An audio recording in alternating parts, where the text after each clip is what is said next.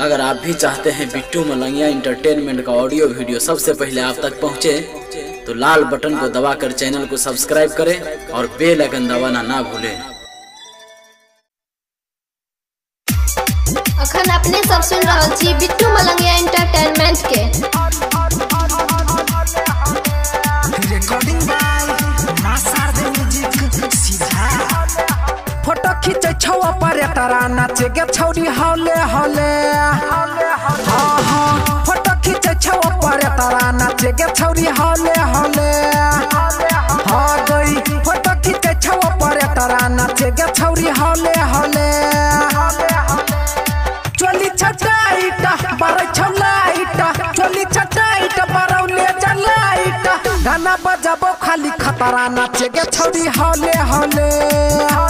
हाँ हाँ फोटो खींचे छवा पर तारा नाचे गे छौरी हौले हौले गे।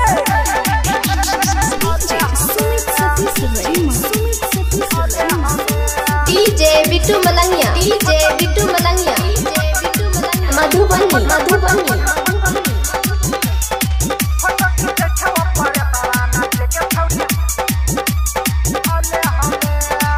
गजब ये समाइल तोहरा ओए पहिला ले फोरंगा।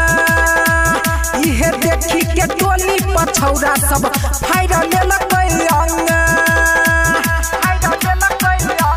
हाँ हाँ गजब ये समाइल तोहरा ओए पहिला ले फोरंगा। इहे देखी के टोली पछौरा सब फायदा लेलकै अंगा।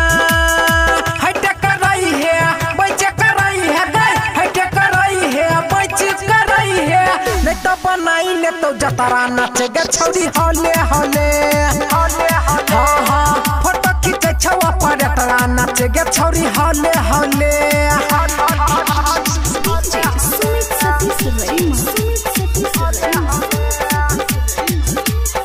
Recording by master the music सीधा। DJ Bittu Malangiya, DJ Bittu Malangiya, Madhubani.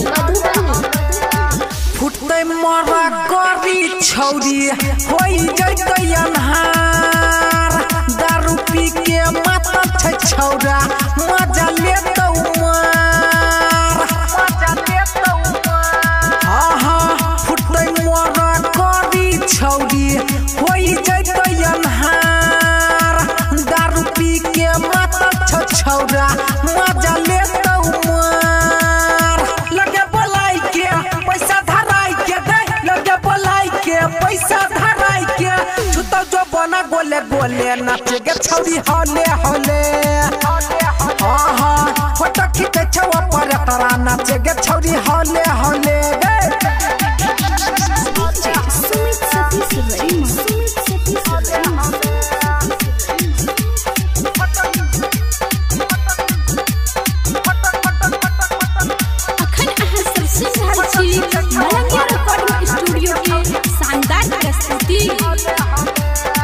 लोल्हा रुमाल सब छौरी झपन ये ना रूप।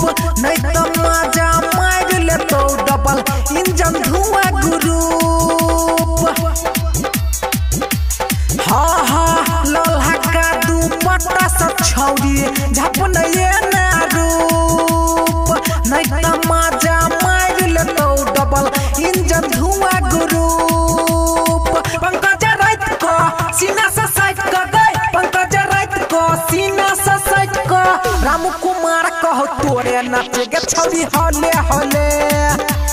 हाँ हाँ फोटो खींचे छवा पर तारा नाचे गे छौरी हौले हौले।